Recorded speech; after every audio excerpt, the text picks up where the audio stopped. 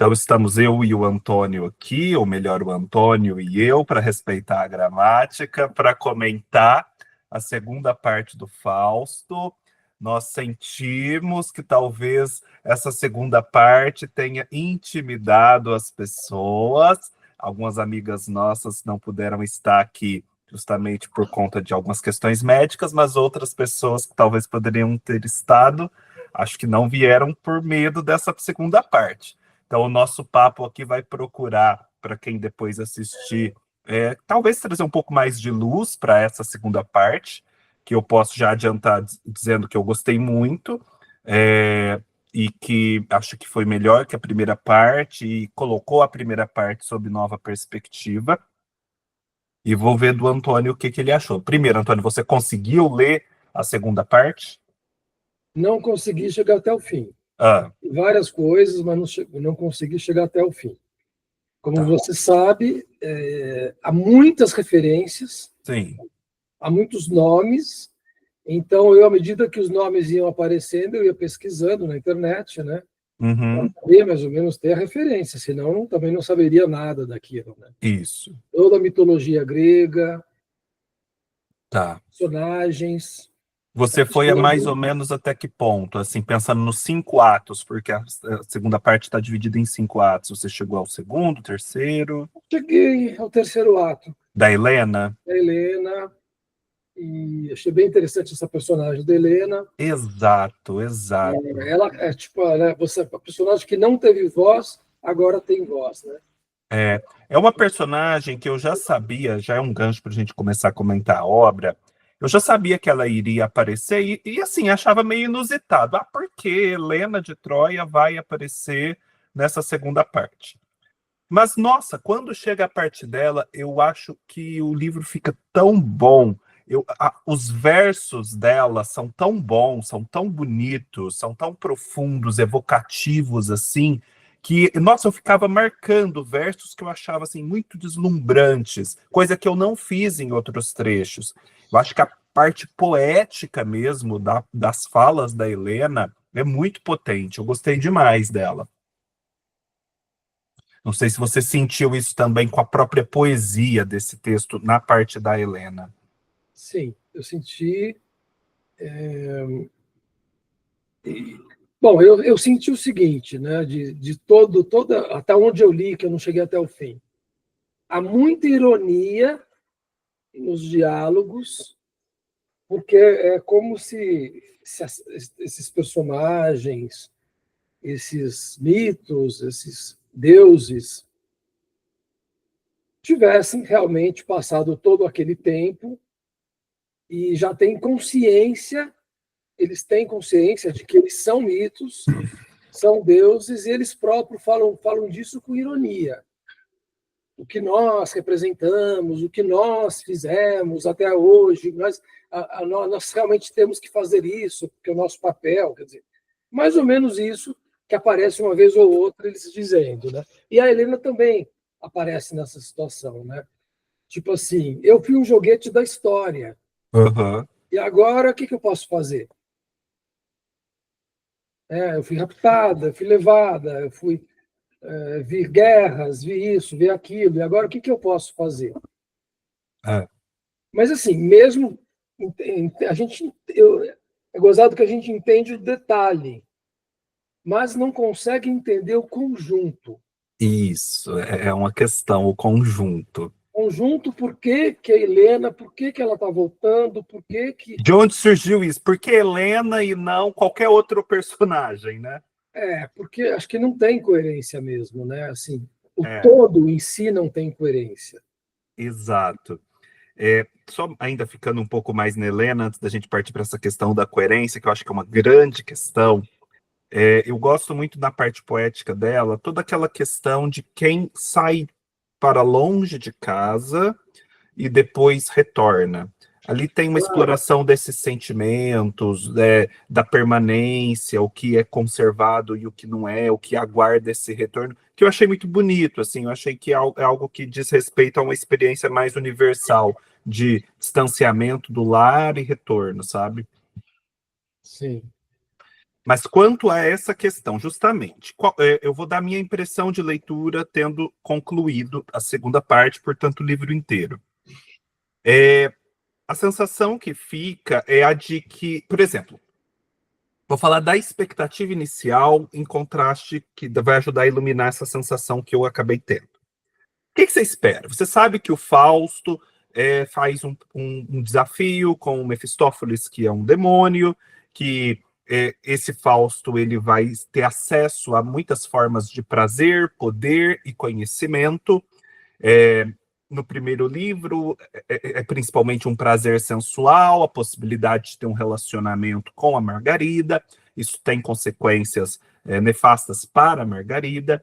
E no segundo livro, que a gente sabe que vai tratar do tal grande mundo, a gente já imagina que o Fausto vai ter acesso a experiências de poder, né? Então ele vai entrar em contato com o imperador, vai entrar em contato com essas figuras da antiguidade, ele vai também ter alguns empreendimentos, né? Isso é principalmente palpável no quinto ato, empreendimentos assim de transformação da natureza, de meio que industrialização, coisas mais econômicas.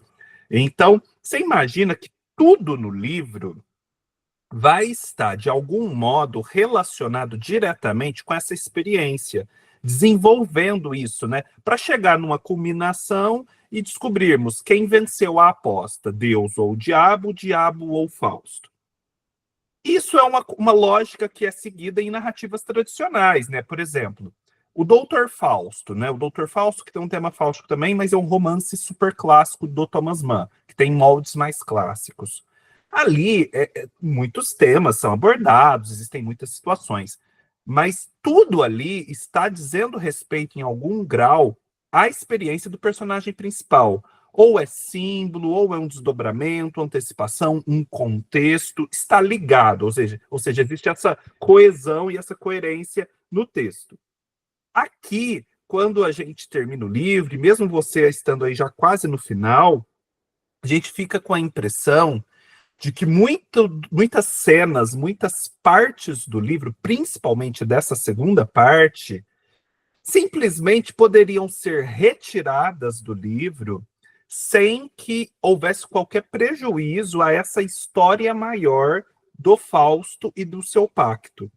E algumas coisas soam aleatórias. Então, assim, surge essa personagem Helena. Ela vai ter ali um certo sentido, tem também um sentido simbólico ali quanto à Alemanha e a sua relação com a Grécia Antiga e tal. Mas você para pensar, fala, por que a Helena, né? Você se fez essa pergunta, por que não qualquer outra pessoa? E para que isso?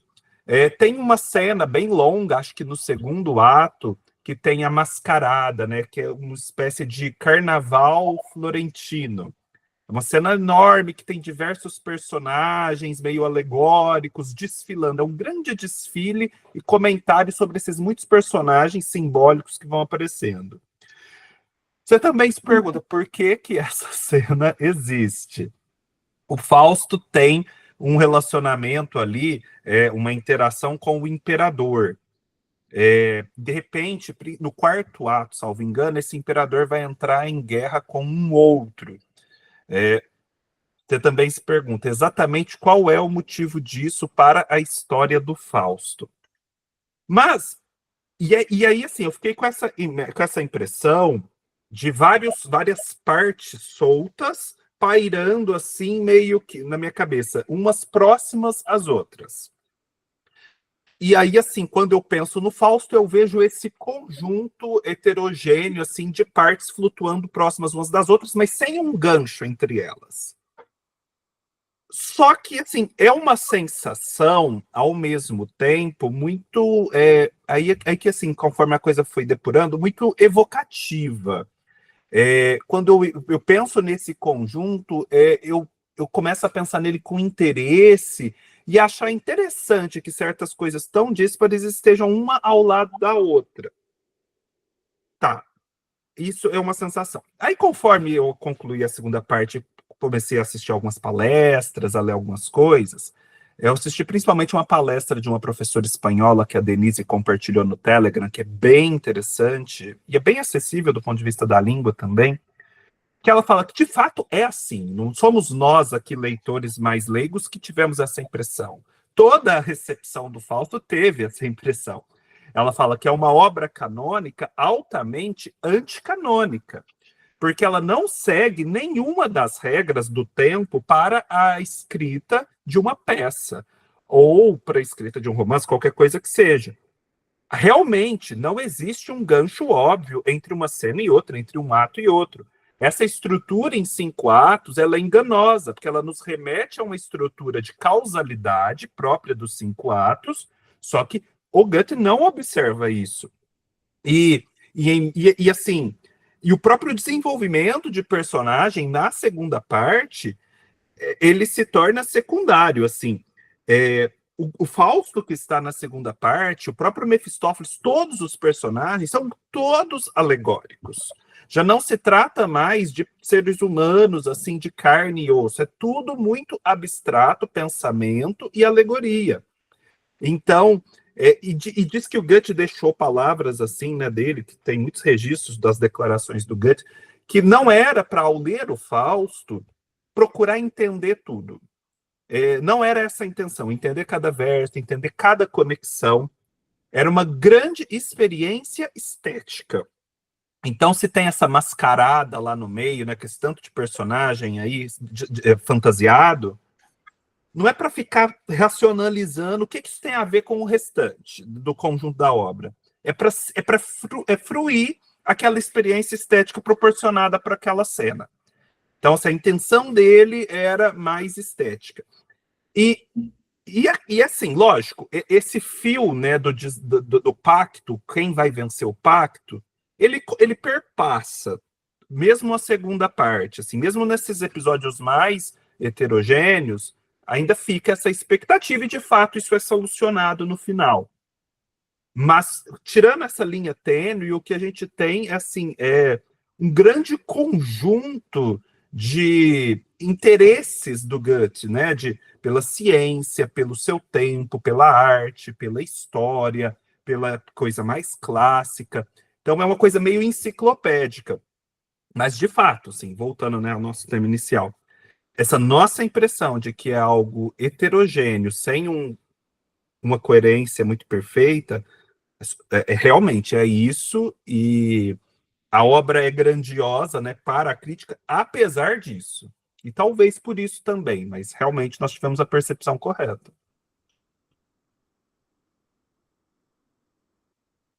E uma coisa interessante, Antônio, a gente ainda falando nessa parte grega, né, que tem a Helena, mas antes tem a tal da Noite de Walpurgis clássica, né, que relembra toda aquela meio orgia que teve na primeira parte na montanha, com aquelas bruxas, aqueles espíritos pagãos e tal. Aqui a gente tem várias figuras da antiguidade clássica, né? E o Goethe, essa professora fala, ele estava referindo, né, que tem uma certa discussão sobre esse padrão da Grécia como grande ideal estético que era muito caro aos alemães da época. Só que isso eu não notei, e a professora notou, e eu achei muito interessante. A Grécia que o Goethe traz nessa Noite de Walpurgis, principalmente, não é a Grécia ordenada, apolínea, digamos assim, toda regrada, dos templos, da arquitetura, com deuses, Apolo, Hera, Afrodite. As personagens que ele traz são personagens caóticas da mitologia grega. São as Fórcides, as Parcas, as sereias, as esfinges, as nereidas, ninfas. São personagens de segundo escalão, muitas delas disformes, e que, assim, elas são contraintuitivas, porque você imagina uma Grécia clássica ordenada, e o Goethe traz justamente o que havia de caótico nessa mitologia. E sempre uma espécie de identificação do Mefistófeles com elas, né? Com as forças, com essas bruxas ou seres monstruosos, seres malignos. Então ele está ali vendo assim, já existia bem antes coisas malignas e monstruosas antes de mim, né?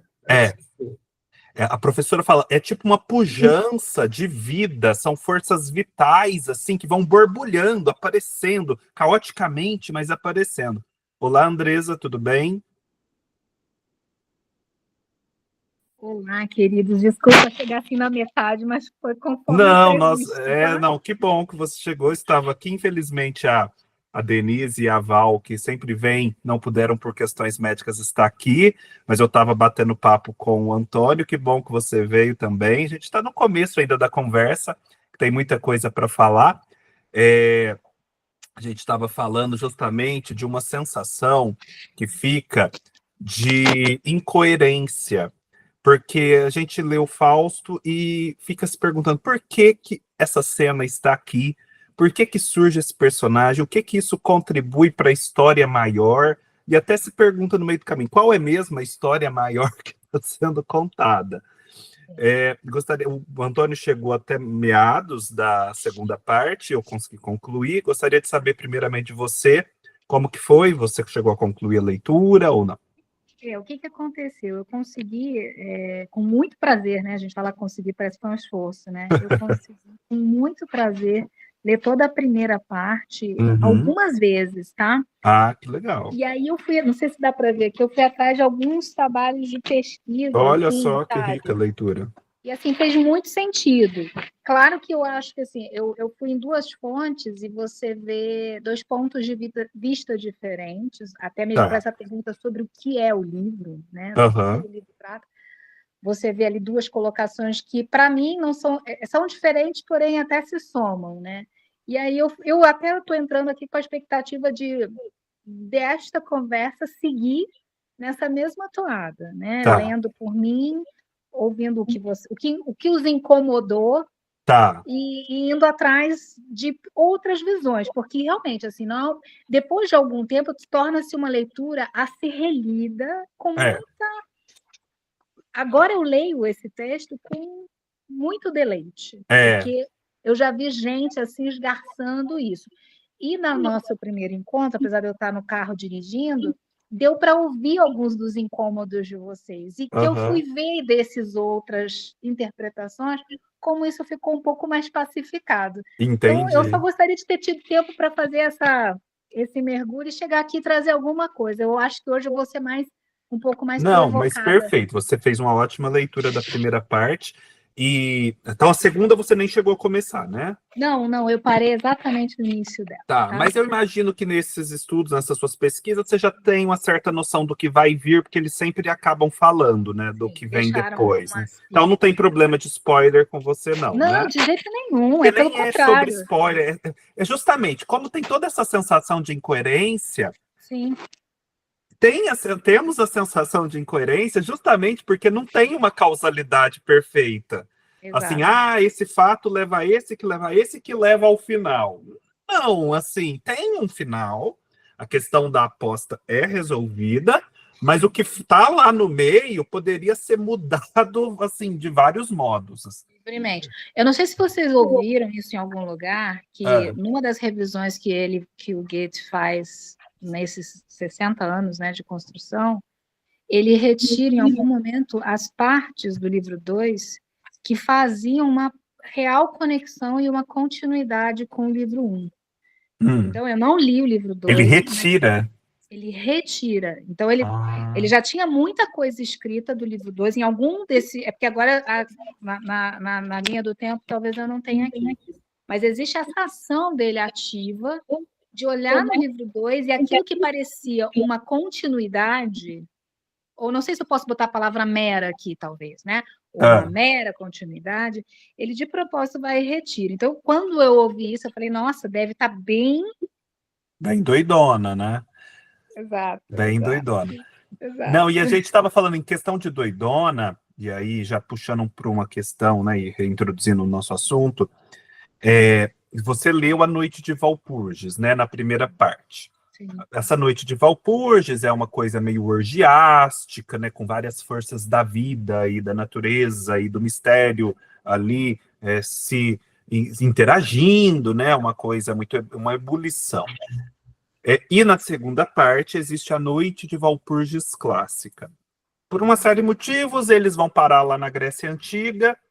Parece livro do Monteiro Lobato, né, Antônio? Que eles vão parar na Grécia Antiga. Agora eu falei isso, lembrei exatamente. Vai de repente, ou faz de conta. Eles tomam um pó de pirlim-pim-pim e vão parar na Grécia Antiga. E aí, aliás, minha grande formação de Grécia Antiga são os livros do Monteiro Lobato, né? Porque eles são uma aula. Aí, nessa Noite de Walpurgis Clássica, a gente não tem nem tanto um sentido de orgia.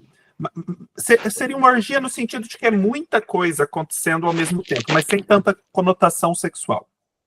E aí vão aparecendo vários personagens da mitologia grega nessa Noite de Walpurgis. Vários. É um grande desfile de personagens. Cada um fala, simboliza alguma coisa, evoca alguma coisa. E eu estava falando para o Antônio. Uma coisa que é bem interessante e que remete a essa estrutura maior caótica do livro. Eu estava assistindo a uma palestra de uma professora espanhola que a Denise deixou um link lá no Telegram já há algum tempo. Muito boa a palestra.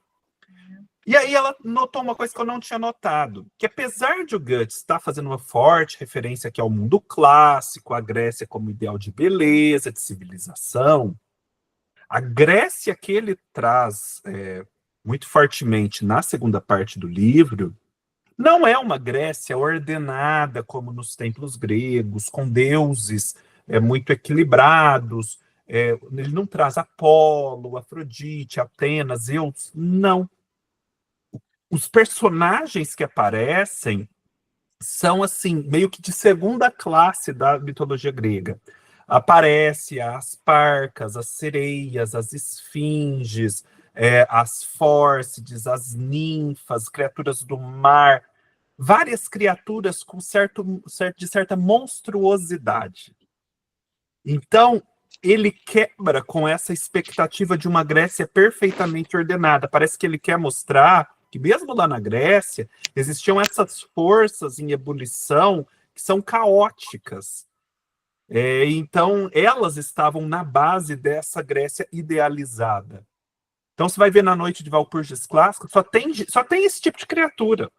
Eu não tinha sacado isso, mas é só a segunda classe e a segunda classe barulhenta da mitologia grega, que acrescenta ainda mais. Pode falar. Pode ser que é um daqueles pontos que eu ouvi, que para um desses... Eu escutei o Nasser, que eu botei o link lá para gente, e o outro, eu posso mandar, assim, parece que um teólogo alemão que mora no Brasil há algum tempo, gostei muito dos pontos dele.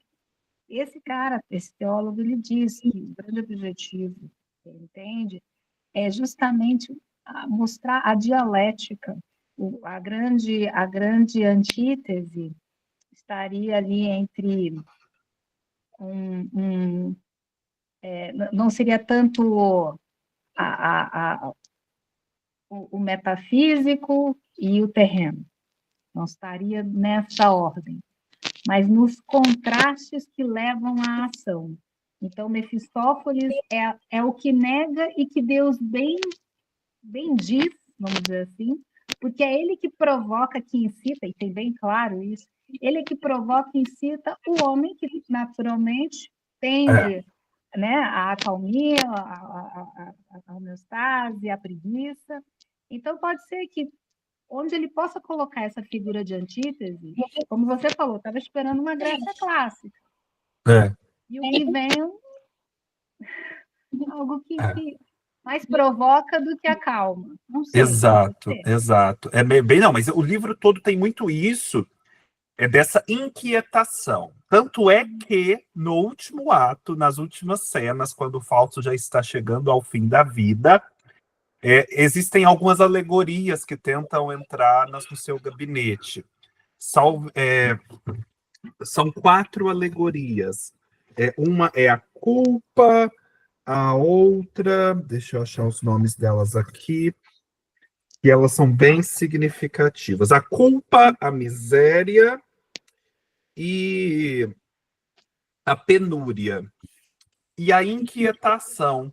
Dessas 4, só a inquietação consegue, de fato, entrar no gabinete e ficar com ele até o momento final. Porque é justamente por essa inquietação que ele nunca está satisfeito e sempre está buscando algo mais. Esse é o grande ponto do livro. E o que resume o homem moderno, aquela coisa toda. Estar insatisfeito e buscar algo mais. E por isso, aí eu vou contar o final, mas, enfim, não vai prejudicar, porque eu acho que, igual eu falei, o livro é muito mais que isso. É para ler toda a vida também. Ele é salvo. Ele é salvo porque o Mefistófeles nunca consegue satisfazê-lo. No momento derradeiro, ele até fala assim, olha, se tal coisa acontecesse, eu poderia dizer que eu estou perfeitamente satisfeito, esse momento do tempo poderia ser congelado e tal. Tanto é que cria-se uma confusão, e o Mefistófeles até acha, pelo menos na minha impressão, que ele ganhou a aposta, o Mefistófeles ganhou a aposta. Só que ele fala no subjuntivo. Se isso acontecer. E logo ele morre, ou seja, não dá tempo de acontecer. E por isso ele é salvo, porque ele nunca ficou satisfeito. E aí a professora também fala isso, né? O Mefistófeles, ele está o tempo todo puxando o Fausto para os prazeres da carne e para a materialidade das coisas, para as coisas mais comezinhas do dia a dia. Rasteiras, como rasteiras, exato. E o Fausto, ele nunca cessa de idealizar coisas, de aspirar coisas grandiosas. Tanto é que essa última coisa que ele pensa é uma obra de engenharia, mas é um negócio assim grandioso, e que aí ele pensa, e nisso ele se abre ao outro, ele pensa que pode beneficiar muitas pessoas. Ele nunca falava muito em beneficiar outras pessoas, mas nesse momento derradeiro ele fala. Então é como se ele se abrisse ao outro, a importância de ajudar as outras pessoas numa certa filantropia. Sim. Mas sempre, até esse último momento, é um momento de insatisfação, de inquietação, e que se tivesse mais tempo de vida, ele prosseguiria e teria mais coisas para fazer. Ele não pararia, ele não congelaria no tempo. Mas, assim, voltando, né, a gente passeando pela obra como um todo, livremente, aproveitar também que o Antônio leu essa parte. Na primeira parte, Antônio, é aquela parte que ele... Primeiro, ele amanhece, né, num lugar meio fora do tempo e do espaço, tem muito disso na segunda parte do Fausto. E aí ele começa a entrar ali na corte do imperador, e aí tem o grande lance dele com o imperador, o Mefistófeles, porque o imperador está num momento de poucos recursos, o reino está em crise, não há dinheiro, e o Fausto e o Mefistófeles encontram a solução para esses problemas. Você quer comentar alguma coisa sobre suas impressões dessa primeira parte, Antônio, desse trecho? Antes que eu dispare a falar aqui sobre isso, que eu achei bem interessante. Que ele estava... Aí foi bastante... Eu falei, tem muita ironia o tempo todo, eu acho que tem muita ironia. Aí ele fala de uma coisa que provavelmente estava acontecendo na época, ou tinha acontecido em algum lugar, que é imprimir dinheiro e todo mundo ficar rico da noite para o dia. Então, acho que é uma ironia, coisas reais. Aí é uma ironia, fatos reais, né? Na época. Sim, sim. E é mesmo. É mesmo. Eu fiquei sabendo depois que aconteceu isso na Alemanha. A criação de riqueza do nada. E aí todo mundo fica rico, todo mundo diz, que maravilha, que maravilha. Quer dizer, bem irônico isso, né? A professora lá espanhola falou que em algum momento ali da vida do Goethe houve um episódio na Alemanha em que eles criaram uma nova moeda e disseram que o valor de face da moeda era X, e o cálculo de quanto seria esse valor de face era baseado em todas as riquezas que jaziam no solo da Alemanha. Ou seja, era uma pura abstração. E é muito interessante isso, porque nessa primeiro ato do Fausto, e aí existe até um livro que fala só sobre isso, porque é uma coisa muito econômica, eles vão justamente remeter o imperador às riquezas que estão no solo por serem descobertas, tanto as minerais quanto as de tesouros do passado. E eles vão falar, olha, isso existe, basta que seja explorado. Ok, para explorar você vai ter muitos percalços. Às vezes são terras de outras pessoas, terras da igreja, você vai precisar de acordos, de autorizações, mas isso existe. E no final, isso pertence ao imperador, são propriedades do Estado. Só que daí eles dão, aí é o pulo do gato, e isso tem até um tom de magia, isso que é interessante, e eu acho muito evocativo no livro. Porque eles falam assim, olha, como isso existe, a gente pode dizer que existe, é seu em última análise, a gente já pode, antes de superar todos esses obstáculos e oferir esse dinheiro, né, essas riquezas, a gente já pode usufruir delas. Aí eles criam o papel moeda. Porque na época, ali naquele contexto, é como se fosse um contexto medieval em que o papel moeda ainda não existe. Então, eles criam esse papel, atribuem um valor cujo lastro são as riquezas que estão no interior da Terra, mas por serem descobertas no futuro. Ou seja, o que garante o valor presente da moeda é um fato futuro e, no final das contas, hipotético, né? Então, isso tem um tom de magia na primeira parte, que não deixa de ser, querendo ou não, você cria valor do nada, e isso funciona, em certa medida funciona, querendo ou não, nossa economia funciona dessa forma. E eu acho muito interessante também que esse valor, ele é criado a partir do que está embaixo. O embaixo é muito o reino do Mefistófeles. Ele até faz outras alusões a esse embaixo mais adiante, então é uma riqueza que está embaixo. Então, talvez ela comungue também de todas essas outras características mefistofélicas que trazem o mal, são perigosas.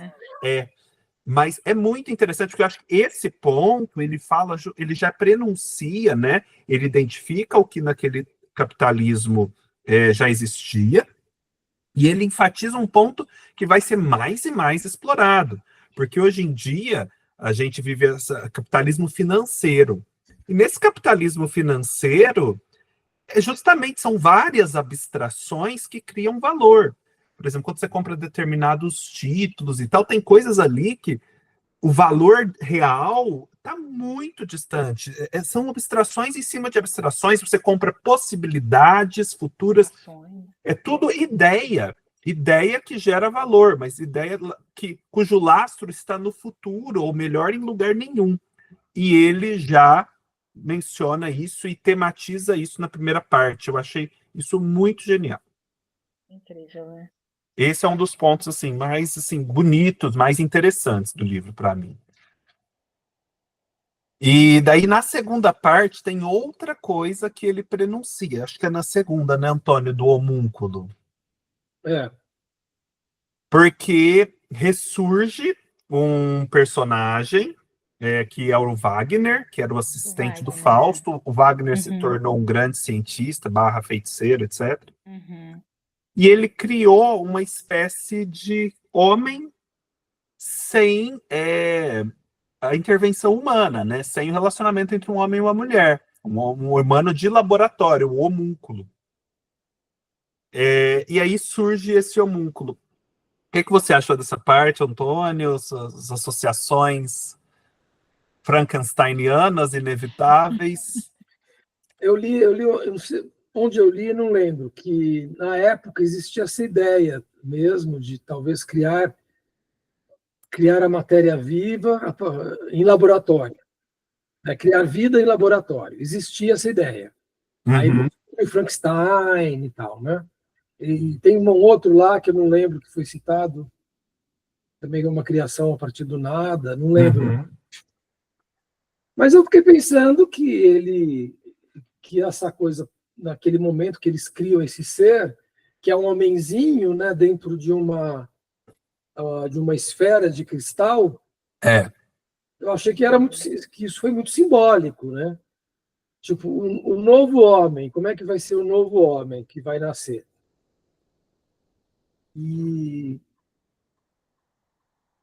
tudo que vai sendo falado parece muito uma reflexão sobre isso. O novo homem que está surgindo.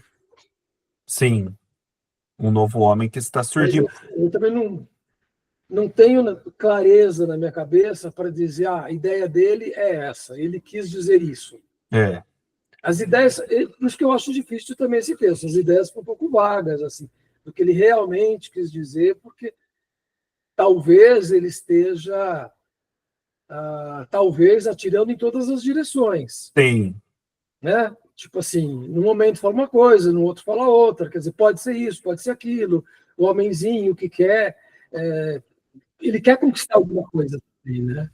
é, Ele não quer ficar parado, é, ele quer ir para os lugares. Mas, assim, é difícil a gente falar exatamente o que ele quer dizer, o que é. esse homúnculo quer dizer. Ele é incompleto, né? Ele não chega a ser um equivalente do homem, fica faltando algo e que não consegue ser completado, né?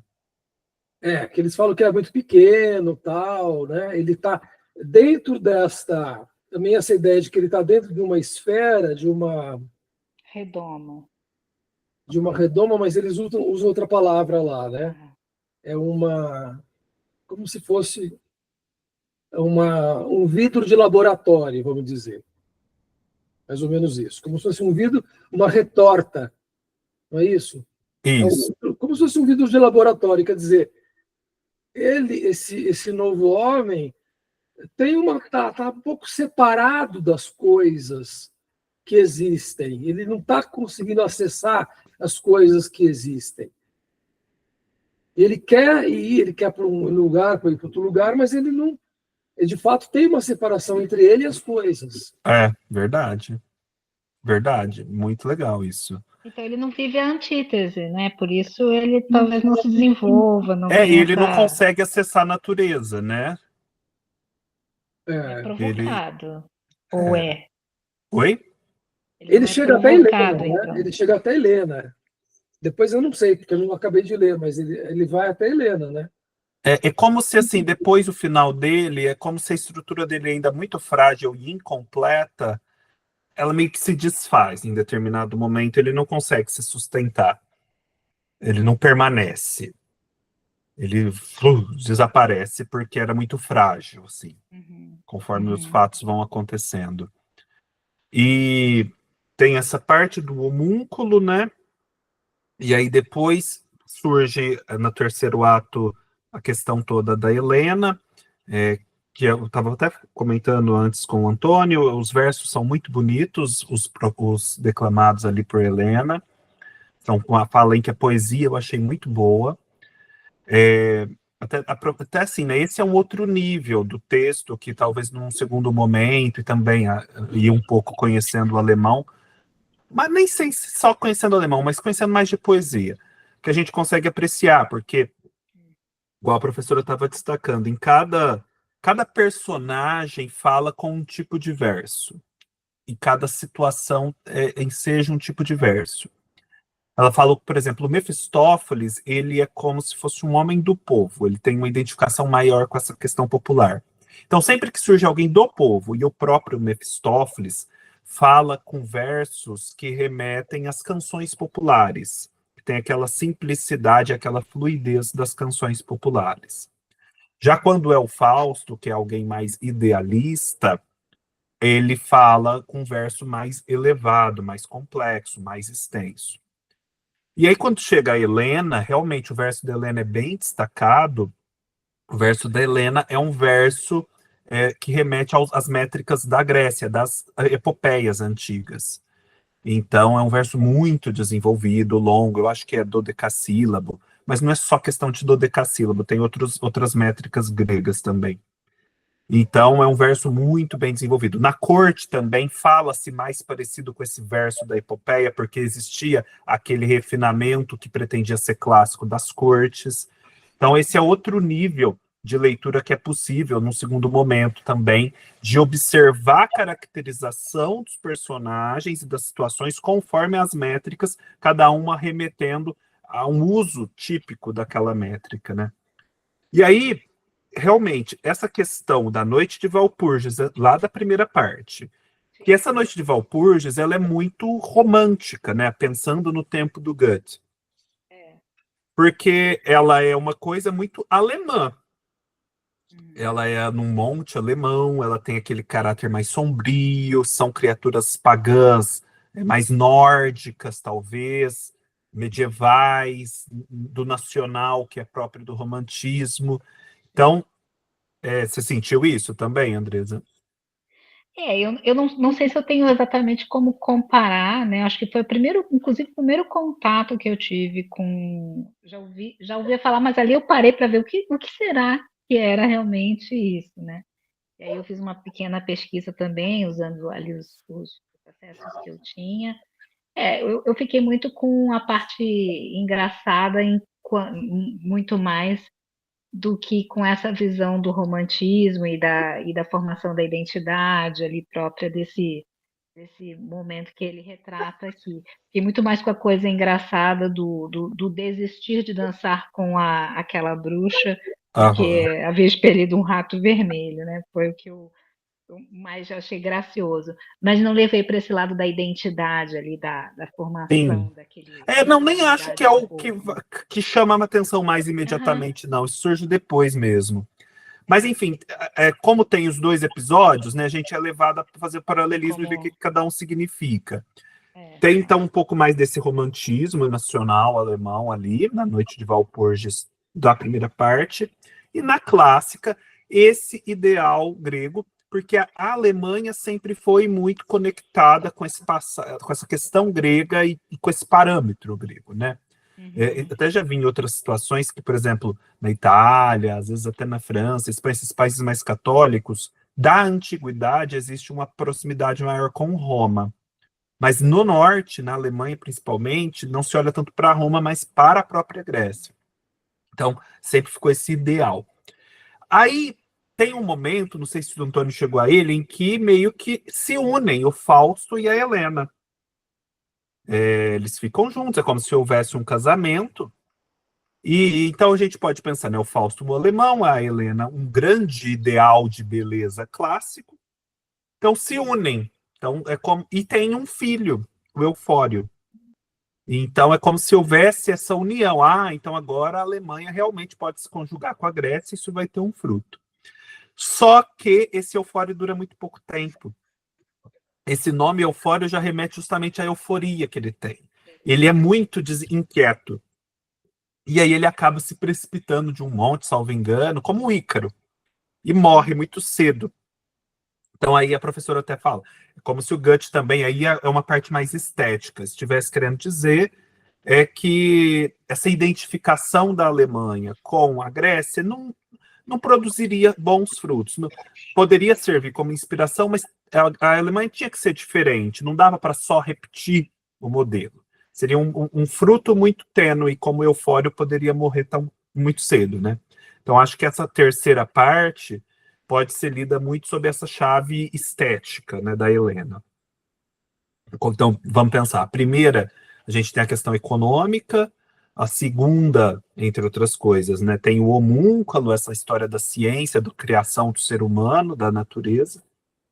E aí, na quarta parte, é muito interessante também, né, quando vocês forem continuar a leitura, uhum, porque a gente tem o Fausto olhando para as ondas do mar, e isso é bem interessante, ele se incomoda com o fato de que toda aquela força das ondas batendo contra a praia o tempo todo, como aquilo é incessante, forte e sem sentido. Então, assim, nossa, para que essa repetição sem fim e sem sentido? Essa força das águas sendo dissipada. Ele não se conforma com isso. Ele quer dar aquilo que é natural e sem sentido aparente uma finalidade. E aí ele começa a ambicionar, fazer todo um projeto de utilizar essas ondas, de estender as faixas de terra é, por sobre o mar para torná-las úteis ao ser humano. Então, ele faz todo um projeto de engenharia e começa a fazer uma intervenção no mundo a partir disso. Então, isso é muito interessante, porque daí essa relação homem e natureza, né, que já vinha lá do homúnculo, ela ganha outra nota, porque a da intervenção humana na natureza e de um homem que não consegue simplesmente contemplar e usufruir a natureza. Tem que dar uma finalidade.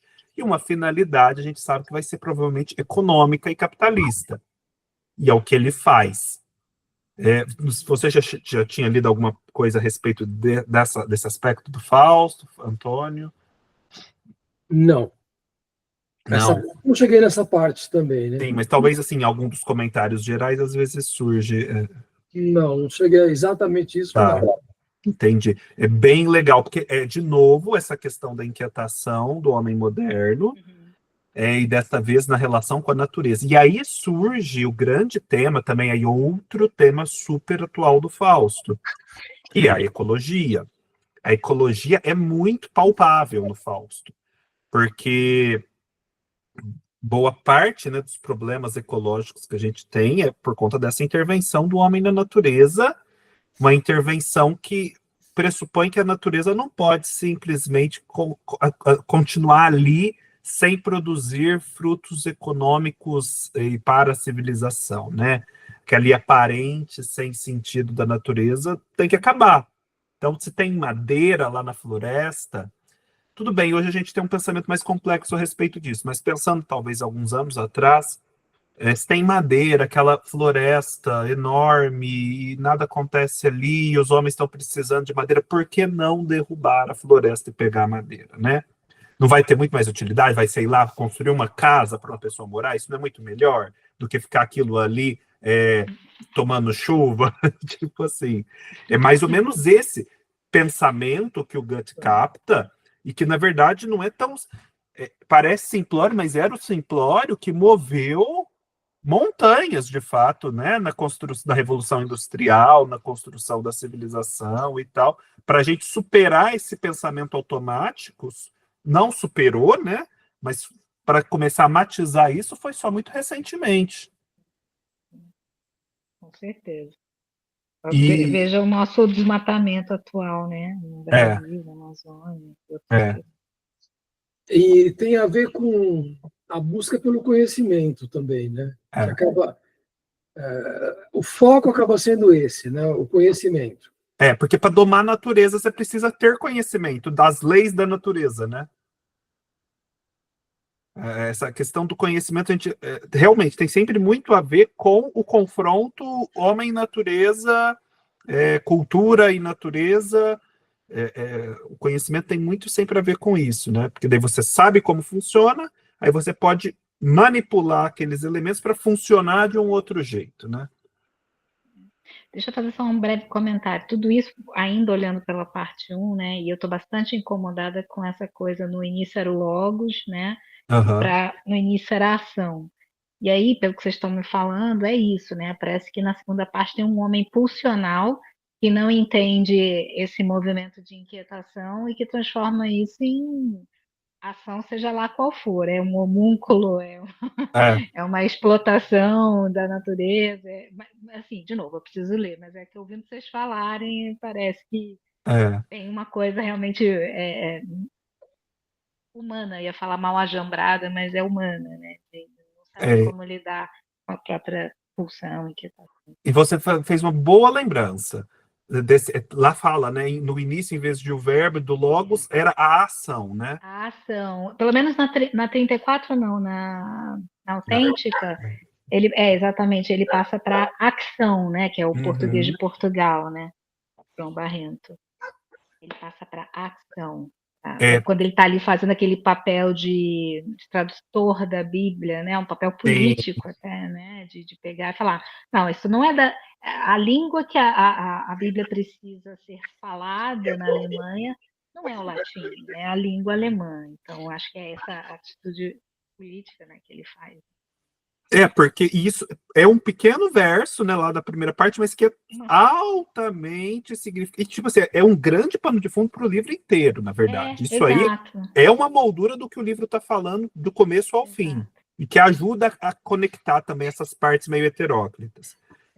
Porque você tem, antes o logos, que é Deus, e a razão, ou seja, um pano de fundo de conhecimento prévio, e depois a ação, primeiro você tem que acessar esse conhecimento, Esse conhecimento é aquilo, ele limita, então, uma vez conhecendo a regra, por que desobedecê-la se ela está de conformidade com o todo, com a razão? E aí você vai agir. Provavelmente você vai agir de forma muito menos temerária e imprudente, porque você já está baseado, você tem o conhecimento por um todo, né? Então vai ser uma ação segura. Mas isso é metafísica, não é o que é a vida, né?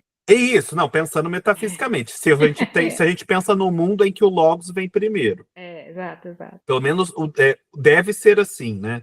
É. Agora, se a ação vem primeiro, você dá uma carta branca para o homem, olha, você talvez não vai ter esse conhecimento prévio das coisas, talvez seja inacessível esse conhecimento. E o que se diz que é o conhecimento revelado, né, da religião pode não ser correto. Então ele é falso. Ou necessário. Ou necessário. Então, para poder conhecer, você precisa primeiro agir, porque conforme vai agindo, você vai descobrindo coisas. Isso. Que é a parte 1 do livro. E 2, e a 2 também. A 2 também. Porque ele tinha todo o acesso ao conhecimento, ou ele tentava ter o acesso ao conhecimento metafísico, mas ele pedia para ter o conhecimento prático, somático, né, do corpo, da vivência, né? Então ele na primeira parte ele pede essa intenção, eu não sei na segunda. Exatamente isso. E é bem interessante o que você falou do corpo. Alguma palestra mencionou isso. O conhecimento não é só um conhecimento, um dado. Para o ser humano, ele é um dado recebido e vivido no corpo. O que muda tudo. Então, talvez nesse sentido, a gente consiga compreender melhor a primeira parte como uma totalmente necessária a essa segunda, porque só depois do Fausto passar pelo corpo, né, ter uma experiência mais sensorial, completar isso na formação dele, ele consegue partir adiante na segunda parte para coisas maiores, né? De repente é isso. Pois é. Muito boa lembrança, muito boa lembrança. Por que eu trago esses pontos mais de psicanálise? Porque eu sou estudante de psicanálise. Você é estudante de psicanálise? E o Fausto assim, é a obra mais citada por Freud nas obras dele. É verdade? Eu sabe que assim, eu tenho um conhecimento de psicanálise, mas assim, eu tenho mais desconhecimentos do que conhecimentos. Eu tô bem no início, eu sou bem. Tô na alfabetização. E coincidentemente eu não me deparei, nas poucas leituras que fiz, com o Freud falando do Fausto, mas então tem bastante trecho, que legal. Sim. E aí, aquela pessoa que eu comentei que eu vou tentar aproximar de alguma maneira de nós em algum momento. Ele tem 2 livros, acho que é o pós-doc, o doutorado dele, justamente cruzando Goethe e principalmente Fausto com psicanálise. Então, que legal. Não que ele tenha falado muito isso ainda comigo, mas tô bicando ele cada vez mais um pouquinho. Entendi. Muito bacana, muito bacana. Eu gostei demais de saber disso. Eu tenho um livro que o Freud fala sobre arte aqui em casa. Tem um texto em que ele vai falar sobre um trecho da biografia do Goethe, significativo. Eu estou desconfiado, porque eu li a minha vida, que é a biografia, a autobiografia, que seja a questão do teatro de fantoches, em que ele viu o Fausto. É sobre isso, né? Também, mas não é só. Aí ele vai falar bastante mais outras coisas. sobre os paralelos fáusticos e coisas assim. Bacana. Então tá, nessa quarta parte a gente estava falando dessa questão ecológica. E essa questão ecológica, eu não li o livro ainda, mas fica a dica, porque eu sei que esse livro vai tratar justamente sobre isso, que é a Dupla Noite das Tilhas, do Marcos Vinícius Mazzari, grande aí germanista, e que faz as notas da editora 34, ele vai tratar dessa questão ecológica no Fausto. E tem tudo a ver mesmo, tudo a ver, porque daí na quinta parte... Na quarta parte também acontece o episódio do imperador em guerra contra o outro imperador, e isso tem muito a ver com a questão da distribuição do poder, passando do feudalismo para a Idade Moderna, etc. Essa é uma parte que eu pensei menos sobre, ouvi e li menos sobre, mas deve ter mais coisas para você comentar. E aí, na quinta parte, o Fausto, esse era um episódio que eu já conhecia, ele já conquistou muita coisa. Ele é ele é um grande empresário. E o Fausto se torna um empresário no sentido mais próprio da palavra e forte da palavra. Um homem de empreendimentos. E aí, ele tem, próximo a ele, da onde ele está morando, um bosque, né, de tílias, que era um tipo de árvore. E ali, naquele bosque, tem um pequeno casinho, um pequeno trecho de um casal muito simpático, Balses e Filemon, que não venderam a propriedade para ele. E chega um determinado momento, tem uma capela ali, eles tocam um sino, o Fausto ouve aquilo. E a cada vez que ele ouve esse sino, lembrando que ele ouve sinos lá na primeira parte, porque é uma noite de Páscoa, não sei se vocês se lembram ele disso. desiste, né, de se suicidar. Né? Ele volta a ouvir sinos, só que é da propriedade de Balses e Filemon. E a cada vez que ele ouve, ele fica furioso, porque aquilo lembra a ele o que ele ainda não conquistou. Ele conquistou tudo e não conseguiu conquistar aquela pequena propriedade que está do lado dele. Isso é muito legal. E é muito assim o que ainda acontece, né?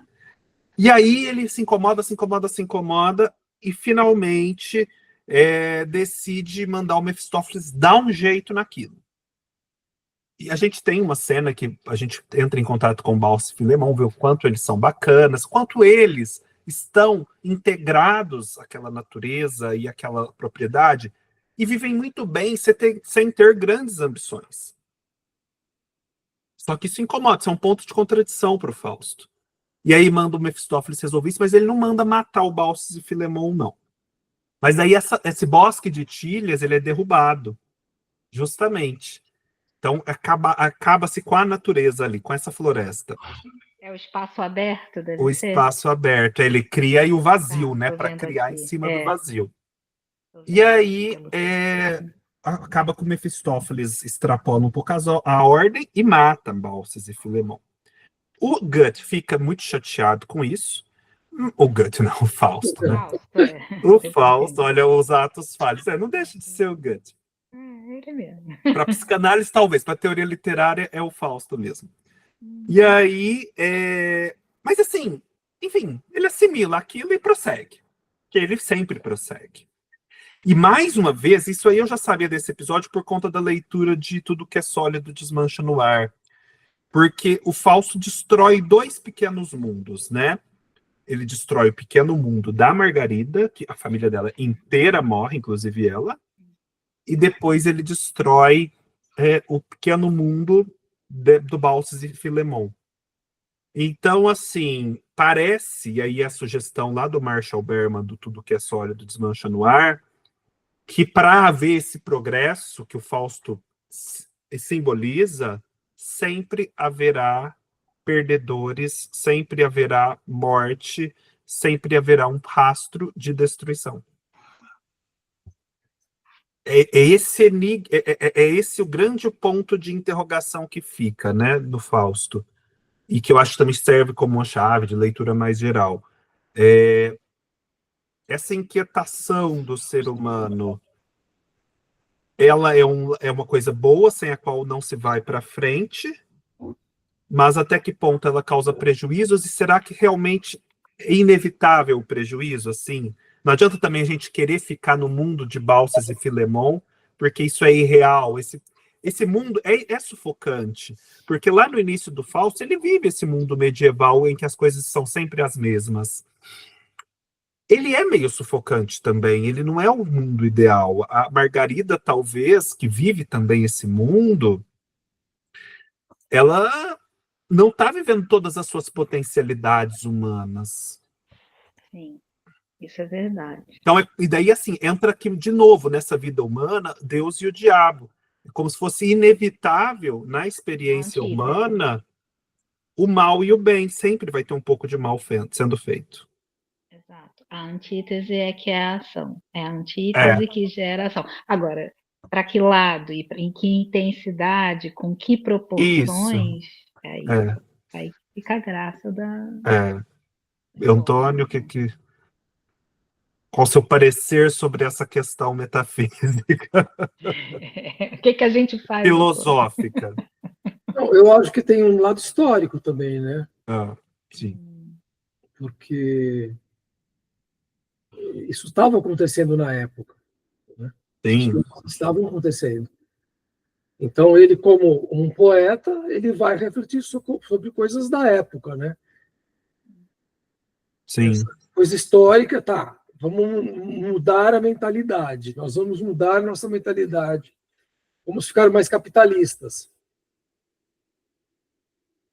E algumas coisas são destruídas, né? Como você falou desse livro Tudo que é Sólido Desmancha no Ar, né? Que também essa frase é do Engels, né? Isso, não, é do Engels, né? Do Marx Engels, assim, não sei se um dos dois juntos ou de um dos dois.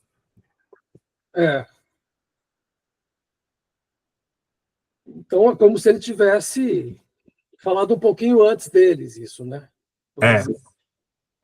É meio bem isso. A distância temporal não é tão grande, né? Não, ó, vamos ver de quando é o manifesto do Partido Comunista, que eu acho que está lá essa frase. É de 1848, Fausto II é de 1831. Bem próximo. Bem próximo. 31. Quase pouco antes é o Hegel com a sua história de antítese, então... O Hegel eu acho que já é um contemporâneo do Goethe, deixa eu ver aqui. Eu acho que pouca coisa... Não, o Hegel morre em 31, é sim, super contemporâneo, então ele morre no ano do Fausto. Não, mas é bem isso. E aí entra, né? Porque assim, daí a gente se pergunta. O livro retratou todas essas coisas. Daí também eu acho que ele começa a ganhar um pouco mais de unidade, né?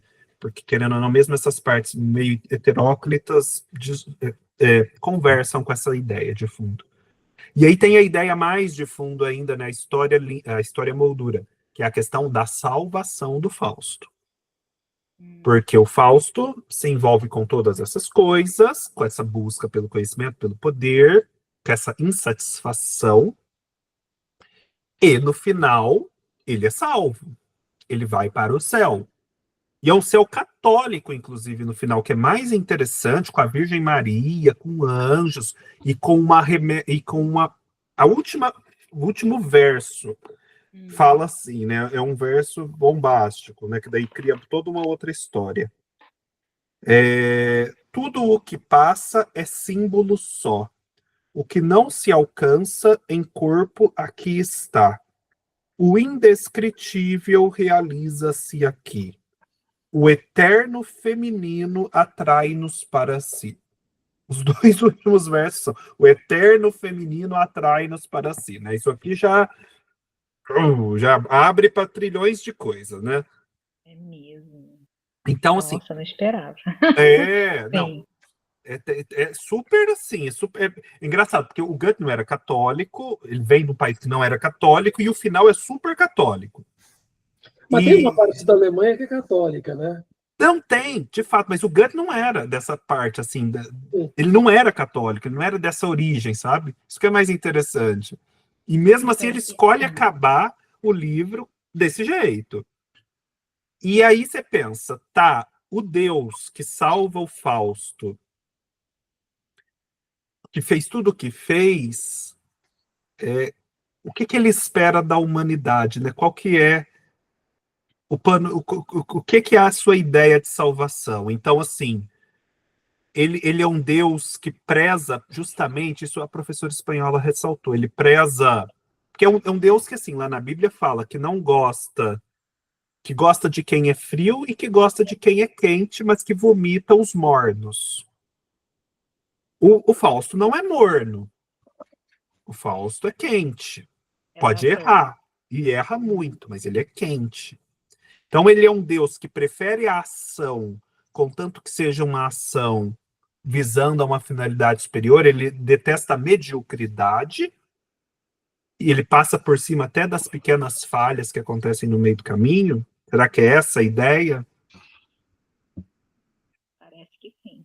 Parece que sim, né? E ainda reúne na ideia do feminino, né? Porque dessas pessoas que eu acompanhei fala assim, a Gretchen é salva, tem aquele É aquela chamada final, está salva. Isso. E agora eu vejo, aí eu não li nada e não vi nada. Agora eu estou vendo o Eterno Feminino atrai-vos. Então, assim, atrai-nos, né? Atrai-nos a todos. Será que a Gretchen, nessa sua bondade, nessa sua ingenuidade, naquilo que contrapunha ao rasteiro, ela é esse grau de elevação, quer dizer, outra antítese, né? Isso eu até mencionei, não sei se você chegou a ouvir, Andresa, no nosso primeiro encontro com o Antônio, a Denise e a Val, que eu já sabia mais ou menos o que ia acontecer na segunda parte, e aí me pareceu, tentando entender mais a primeira, né? Porque a princípio eu achei meio simples a primeira. Eu E vi, como, até esse ponto eu vi. Eu estava achando como o simples. livro é muito baseado na questão tanto da antítese e dentro da antítese da dualidade da constituição das coisas, desculpa, que parece que o Fausto, para ele conseguir partir para conquistas maiores no mundo, no grande mundo, ele precisa primeiro fazer a conquista e passar pela experiência da união do masculino com o feminino. E por isso do amor com a Gretchen.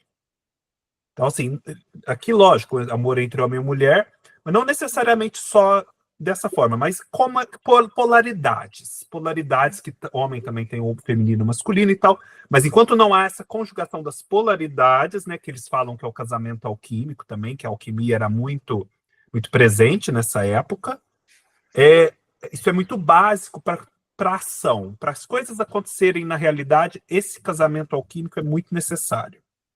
E ele é muito simbolizado na experiência humana com a conjugação entre o homem e a mulher e a geração de um filho.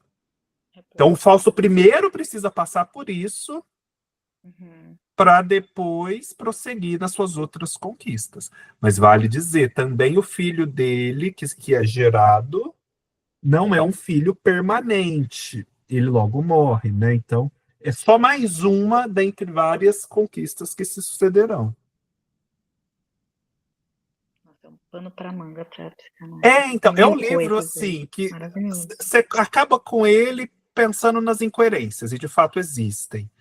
Eu falei para o Antônio no começo, a minha imagem é de vários objetos distintos pairando uns próximos aos outros, mas sem nada que os ligue. Mas é interessante observar eles pairando uns próximos aos outros. E aí, conforme você vai pensando, um vai influenciando no outro e vai fazendo com que você veja o outro de uma outra forma. Sabe? Aí você começa a perceber a coerência menos óbvia do texto.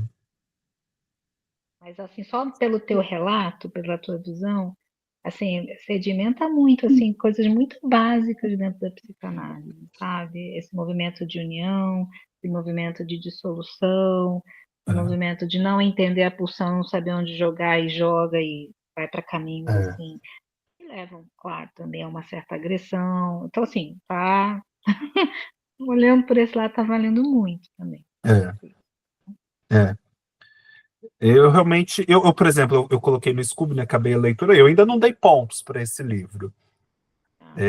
Por exemplo, se eu fosse fazer uma lista das 10 melhores leituras de 2025, nem sei se eu colocaria, mas é aquela distinção até que eu fiz no meu último vídeo. Como melhor livro, não, mas melhor experiência de leitura, justamente que vai abrindo, aí sim. Com certeza. E eu acho que cada vez mais, quanto mais eu pesquisar, mais isso vai acontecer. Vamos Porque, por continuar exemplo, pesquisando? Né? Eu queria, tá? Porque como eu vou ler ainda, você já falou de um vídeo, eu já te falei do outro, de repente o Antônio vai ver um outro ainda. Vamos ver como a gente pode continuar, porque eu queria, estou muito instigada. Sim. Não, vamos sim. Você falou que você estudou muito a primeira parte, né? A primeira parte eu consegui. Ainda estão faltando algumas coisas que eu quero fazer. Quero descer mais um bocadinho, tá? Na primeira. Mas se você tiver sugestões, coisas que você viu de textos, eu vou mandar. vídeos... Eu só não sei como, eu queria depois perguntar para vocês. Não, deixa lá no Telegram. Você pode, por exemplo... Eu não estou no Telegram ainda, eu tenho que ver como que eu faço. Ah, não. Você tem o Telegram instalado? Não, eu vou instalar. Instala e depois você me tem no Instagram? Acho que sim, né? Tem, eu acho que sim. Tenho sim. Aí você me pede Tá bom. o link, porque você deve ter recebido naquele primeiro e-mail, mas aquilo às vezes se perdeu, eu te mando de novo. Tá bom. E aí, Eu posso mandar as minhas anotações você também, tá, manda, meninas? Eu ou posso. você escreve no Telegram, ou você Uhum. pode até mandar um áudio. Fala, olha, pessoal, estou mandando um áudio aqui sobre as minhas impressões da primeira parte. Só para a gente se situar aqui que é o áudio, e manda o áudio depois. Tá bom. E lá você Perfeito, manda com todo links prazer. também, os links do que você assistiu. Tá Porque bom. igual, né, Tá Antônio, ótimo. você falou que gastou muito tempo procurando os nomes, né, da Grécia, para entender melhor as cenas que se passam na antiguidade. Eu também. E assim, essa edição também é boa por ter um pouco disso no final, que eu acho que é informação bem útil. Mas assim, vamos combinar, essa é o primeiro nível de leitura, saber quem é quem. Mas a gente sabe que aqueles personagens estão lá simbolizando coisas, remetendo a experiências. O fato de um vir depois do outro provavelmente tem um significado. Então, assim, aí a segunda camada de leitura a ser devassada é essa, né? Tá, fulano é tal coisa na Grécia, mas o que ele está querendo dizer aqui Não, e nesse aquilo conjunto? lá que não deu para entender muito bem, que ele faz uma referência às mães. Que Isso! as mães. Isso não é mitologia. Isso realmente é uma coisa mais do próprio Goethe, porque quando o Fausto precisa capturar a Helena, não capturar, mas pegar também, não, conquistar a Helena, ir para a Grécia Antiga e encontrar Helena. Ele recorre para descer a essa antiguidade clássica a figura de umas divindades femininas chamadas mães. Só que isso não é exatamente tão identificável dentro da Grécia Antiga. Tem a questão mais matriarcal no início lá da história grega e tal, mas não com esse nome, mães. Mas ele precisa recorrer a essas mães para descer a esse outro tempo, a essas figuras femininas. E é sempre muito interessante. Isso aí eu sugiro para vocês também na continuidade da leitura. Sempre observar o quanto o que está embaixo é importante. Como, né, como valor do papel moeda, como Mefistófeles, que os anjos caídos ficaram embaixo, mas mesmo assim influenciaram o que estava em cima. E isso também é uma coisa que acontece bastante. O Goethe fala muito sobre geologia. Então tem vários trechos, não sei se você chegou a perceber isso, Antônio, acho que nos dois primeiros atos já tem um pouco disso, em que quando eles estão ali nas montanhas, ele dá um jeito de falar como que se dá a formação das montanhas, as atividades vulcânicas, mas sempre isso, do que está no interior, do debaixo da terra, nesse submundo, influenciando o que está em cima. Mas daí é do ponto de vista científico, mas que não deixa de ser simbólico no plano mais geral. Não, e na segunda parte, o segundo ato, a maioria dos seres vem do mar, né? Do mar, exato, boa lembrança, né? Exato, do mar. Eu até fiquei numa... É tudo mar. Engraçado isso. Porque surgem, né, Antônio, dois filósofos pré-socráticos. O Tales e o... Anaxágoras. Porque eu acho que eles tinham umas ideias, né, Antônio, de que cada um defendia que um elemento era o principal, não era uma coisa assim? Sim. Eu acho assim, um falava que toda vida vem da terra, o outro falava que toda vida vem do mar. Precisa conferir isso. Tem um terceiro filósofo que aparece também, né? Não sei, não lembro bem agora. Tem. Além, né, dessas figuras da mitologia, tem essas figuras de filósofos gregos. E aí eles também falam muito sobre o homúnculo, né, e tal. E aí tem toda uma ideia de que o homúnculo precisa percorrer todo um ciclo evolutivo para, de fato, ser humano. E aí um desses filósofos, eu acho que o Tales, sugere que ele vá para o mar. Porque tudo vem do mar e as criaturas se desenvolvem a partir das águas. E a gente sabe que dentro da evolução darwiniana, né, a coisa começa mesmo nas águas para depois ganhar na terra e os ares. Só que eu fiquei numa dúvida, Antônio, de quando é Darwin. Eu esqueci da cronologia do Darwin, vou até pesquisar agora. É fim do século XIX. Fim do século XIX. Darwin nasce em 1809. Vamos ver assim, a origem das espécies, de quando é. Origem das espécies. 1859? 1859, ou seja, bem depois do Fausto do próprio Goethe. Então, assim, me parece que a ideia evolutiva do Goethe aqui já é uma coisa bem novidade, não é do Darwin que está vindo isso aqui. Deve ser de alguma outra fonte, de algum outro cientista que na época já estava falando em evolução. Mas isso realmente é mencionado. Tem ali uma ideia, não é? Você não achou também que ele está querendo dizer que é uma coisa evolutiva, meio darwiniana? Não sei, sinceramente, eu não sei. Eu não percebi aquela isso. frase do Tales, que ninguém se banha no mesmo rio, as águas do rio. Isso, não, mas da questão da mudança, né? Exato. Mas assim, o Goethe fala uma coisa assim, né? Que acho que está no prefácio do livro. Ele fala: bom, eu não inventei nada, eu usei coisas que já existiam. É, Apenas usei coisas que já existiam. Ele sim, falou, né? sim, falou. É verdade. Eu imagino que antes do Darwin já tivesse alguma ideia de evolução, não desenvolvida do jeito que ele desenvolveu. Eu sei que tem o Lamarck, que tinha alguma coisa parecida, talvez ele seja anterior ao Darwin, mas não sei se deixa eu ver se o Lamarck é da época do Goethe. Lamarck. O Lamarck já é mais coincidente com o Goethe. O Lamarck morreu antes do Fausto ser escrito, então talvez venha daí a ideia evolucionista. E aí outra coisa, né, Antônio, a gente estava falando do Frankenstein, e eu tinha esquecido de pesquisar de quando era o Frankenstein. O Frankenstein... Hã? Bem antes do Goethe, né? É bem antes. Eu fiquei na dúvida, será que o Frankenstein é depois? Não, o Frankenstein já é antes mesmo. Não sei se o Goethe teve acesso ao Frankenstein, né? Tem essa questão também, não precisaria pesquisar, mas em tese ele pode ter tido acesso e daí se inspirado, né, para o homúnculo. Apesar de que, como você falou, né, Antônio, já era uma ideia também de partir do inorgânico para o orgânico que já estava pululando, não é também uma completa originalidade da Mary Shelley, né? Gente, mas é isso. Eu nem sei se eu já falei demais aqui. Eu achei esse livro muito empolgante. Eu sei que é isso que você falou. Talvez não seja o livro da vida, mas pode se tornar estudada do que ser lida, né? Eu acho assim, é uma coisa para ser estudada, não necessariamente só lida e apenas lida. Você tem que estudar. Como eu falei, eu fui procurando as referências da mitologia para entender mais ou menos, né? E não são as referências não são as mais fáceis. Não. Às vezes, nem procurando no Google você acha, porque acho que depende da maneira como é escrito também, né? Pode ter uma maneira de escrever diferente dessa. Muda bastante, de fato, realmente, tá certo. Isso, a forma como traduz do grego, né? Tem muitas variações, às vezes. E aqui, você está lendo a edição da Autêntica? Sim, autêntica. E aqui ainda é português de Portugal, pode ser que eles tenham opções diferentes, né? É como você falou, né?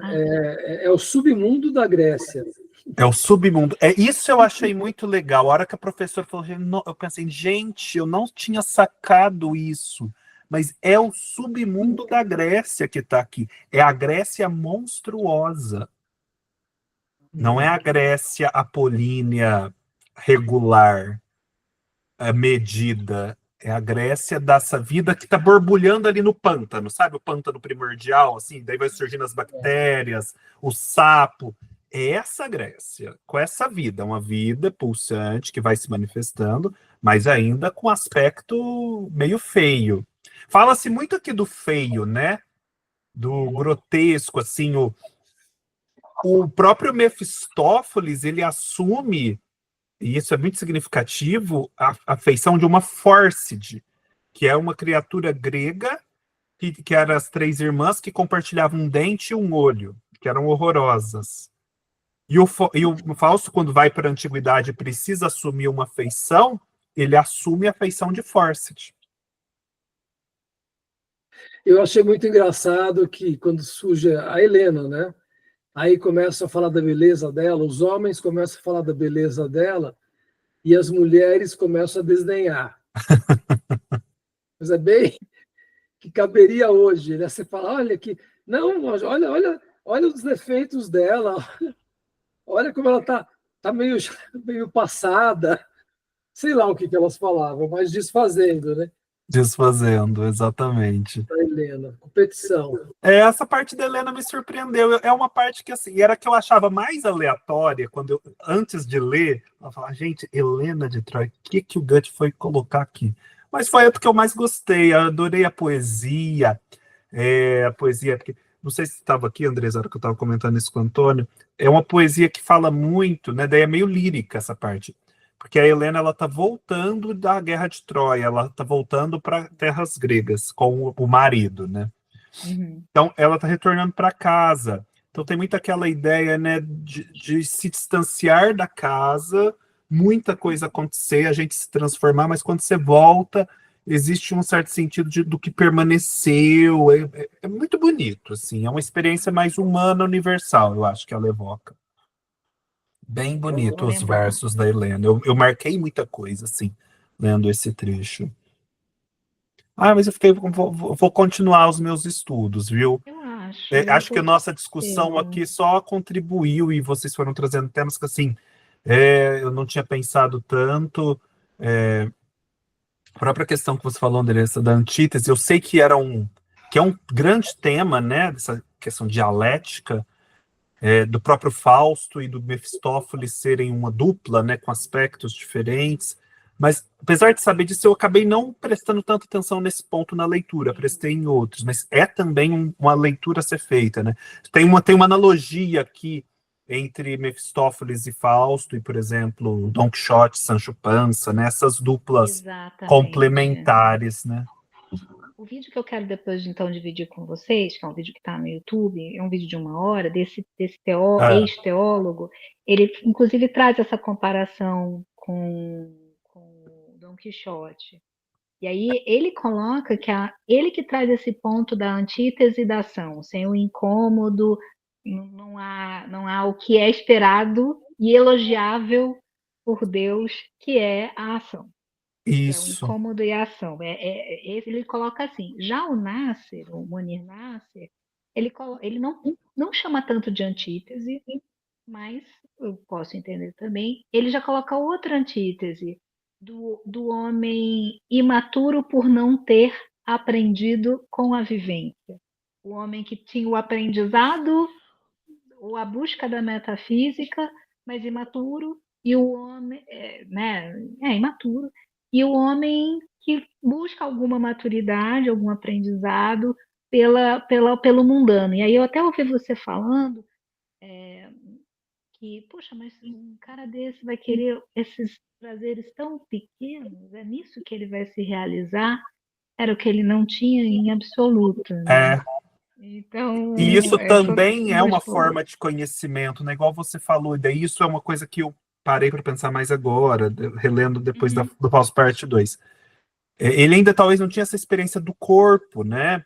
E o conhecimento, né, que a gente vê, ele não é só um conhecimento solto, é um conhecimento vivido no corpo. Tanto é que o homúnculo, ele vai simbolizar isso, ele ainda não é plenamente humano, porque ele não viveu todas as fases da evolução e do que essa evolução, quando chega na vida humana, repercute. Tipo assim, é como se o ser humano guardasse uma memória dessa evolução. Exato. É aquela história da psicanálise da filogênese e da ontogênese. Exatamente. É como se fosse a infância reproduzisse o processo evolutivo da humanidade. Tem um pouco dessa ideia aqui no homúnculo. Muito, gente. Isso aqui é um prato cheio para quem está como eu, assim, me alfabetizando, sabe?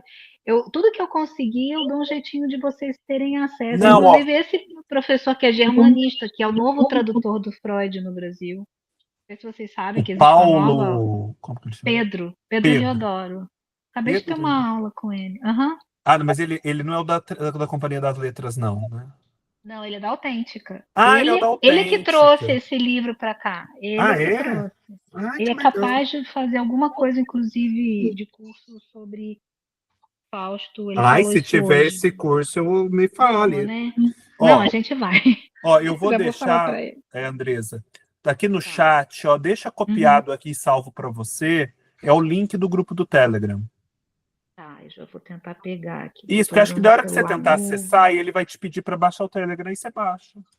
Tá. E, Andressa, Como é que- fica tranquila, né? O Antônio tá lá no grupo, ele sabe. Não é um grupo assim, que tem mensagem toda hora, não. É super sossegado. Eu não Até, queria até chatear poderia ter vocês, mais tá? mensagens, tá? É. Eu não quero chatear vocês com Não, mensagem. não, mas pode trazer muitas mensagens, porque até precisa de mais movimentação, justamente compartilhar. Mas digo assim, que às vezes a pessoa não entra e pensa, nossa, vai ter mensagem de bom dia todo dia. Não, não tem isso Tá não. bom. Tá bom, não, Não tranquilo. é Eu não pensei, mas poluído. poderia pensar. Não é poluído. E, gente, mas Eu não que consigo gostoso. acompanhar os grupos, porque são muitos grupos Eu já. de Telegram e de WhatsApp, né? Não consigo acompanhar, mas É. E o legal Não do entendo. grupo é que você tem um acesso mais imediato às postagens que eu faço. Porque quando eu faço postagem no Apoia-se, ela chega pelo e-mail. Eu não sei como que é o e-mail de vocês. Talvez a coisa se perca no meio de outras mensagens. No grupo do Telegram fica mais evidente qual é o recado. E aí eu deixo também os áudios dos contos que vão sendo comentados. Por exemplo, esse mês a gente volta a comentar contos.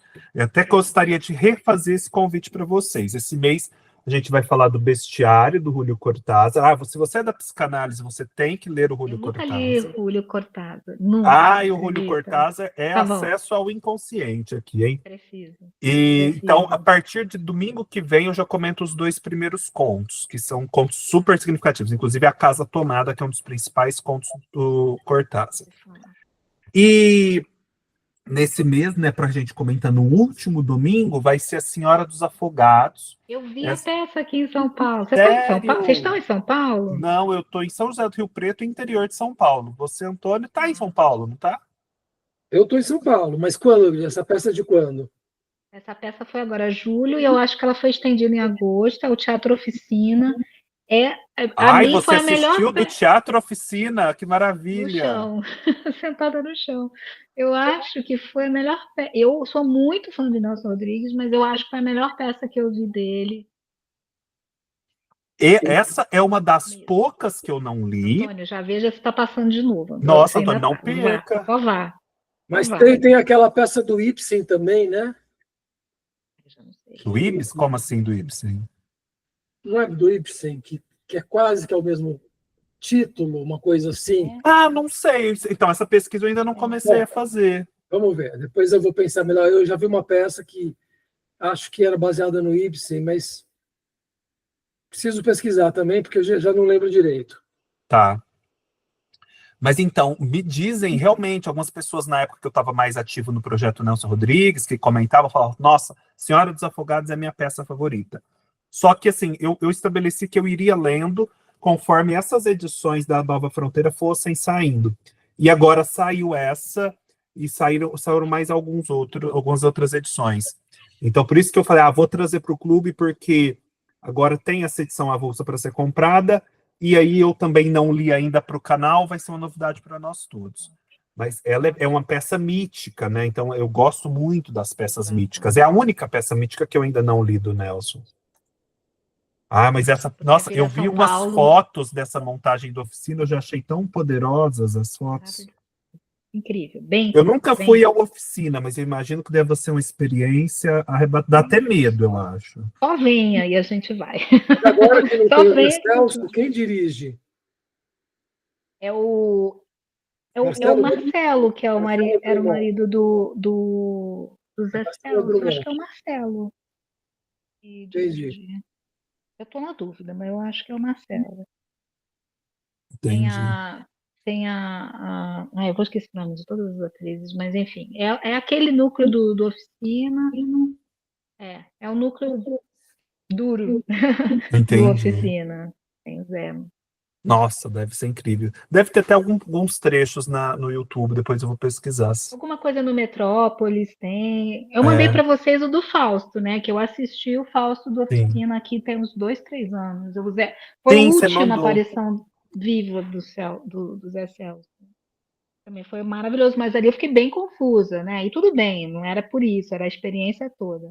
Mas esse, o Senhora dos Afogados, não tem confusão, é incrível, sem dúvida. Mas você também não leu ele. Eu não li, agora eu vou ler. Não, Vou leia fazer o para contrário. você contribuir bastante Exato. na nossa Vou- próximo encontro com a sua experiência da peça, que vai ser Vou muito tentar única. buscar as experiências, assim. Mas acho que tá. Acho que tem umas coisas que são possíveis. Ah, que legal. Gente, mas brigadão, então, foi ótimo. Olha, hoje eu Incrível. pensei que o encontro não fosse acontecer, eu fiquei meio triste, Não. porque eu estava tão Eu não ia empolgado deixar. para comentar, mas que bom que o Não ia Antônio deixar. chegou, que você chegou, Andresa. Andressa, eu iria fazer o sorteio, deixa eu só te explicar. Como estava só o Não, Antônio no princípio, no bate-papo, eu falei, Antônio, é seu me exemplar, avisa, só para me mim não avisa. retirar o exemplar do Antônio, não ficar Não, feio. não, pode Não, fazer, tá aí. pode fazer. Não, Não, deixa. não. A Eu cheguei Andressa participa no atrasada. próximo. Não é punição, é só por uma Não, mas é questão de fato. eu não voltar atrás da minha Não palavra. faça, não. É do Mas Antônio com toda a honra. não, na próxima a gente traz outro exemplar e aí a gente vai trocando esses presentes também. Mas, gente, muito obrigado, que bom. Porque eu falei assim pro Antônio, comecei aqui a gravação, se vocês falar, olha, eu acho que o pessoal ficou com medo, por isso não apareceu. Duas amigas nossas não vieram por questões médicas, mas o restante não deu tantas justificativas. Falei assim, então, assim, se sinta excluída Eu acho, dessa suposição traiçoeira. Tá tudo certo. eu acho o Tá tudo seguinte, eu acho que quem começa a ler encontra muita dificuldade e acaba desanimando. Até porque você não entende bem para onde está indo. É, Segunda parte. Então você acaba também desanimando porque você não sabe bem o que você está lendo. Você não está vendo um nexo ali que te impulsione para cima. isso. Por isso que eu acho, Antônio, que esse é o tipo de texto que você precisa começar já sabendo mais ou menos do que ele trata. Minha experiência foi muito mais facilitada, se tornou empolgante, porque eu tinha lido no ano passado Tudo que é Sólido Desmancha no Ar, que ele fala extensamente sobre o Fausto. O que ele fala sobre o Fausto me entusiasmou muito. Então, assim, conforme eu ia lendo Fausto, eu ficava naquela, quando é que vai chegar naquele ponto que o Marshall Berman comentou? Quando é que essa ideia que o Marshall Berman teve vai se realizar no texto? Então, isso me motivou a chegar à leitura e aí vencendo os pontos que eram surpreendentes, que eu não estava esperando. Eles não se tornaram um obstáculo. Mas eu acho que se eu não tivesse zero ideia, realmente, seria muito difícil. Eu vou mandar para vocês o vídeo da parte 2, que deve ter umas 4 horas de aula, em que o Munir Nasser, ele vai lendo, não sei se ele vai fazer isso no 2, que o 2 é bem maior. Pelo menos no 1 ele lia quase que linha a linha. E ele está usando a tradução da Jenny Segal, que é linda também, é linda. Eu acompanhava um e outro, eu estava vendo ali como é belíssima também. É até talvez mais bonita, porque acho que ela prezou mais pela beleza da rima, de algumas traduções. Isso. Menos direto e mais belo. Eu acho que pode animar, tá, Antônio? Acho que pode acabar animando, porque ele segura na mão. Aí a gente vai ver o que mais que a gente complementa. Esse do Lucas, de espanhol, o que mais que vai chegando. Se o Pedro me libera alguma coisa lá dos livros, porque os livros dele sobre Fausto, Pedro Eliodoro, né?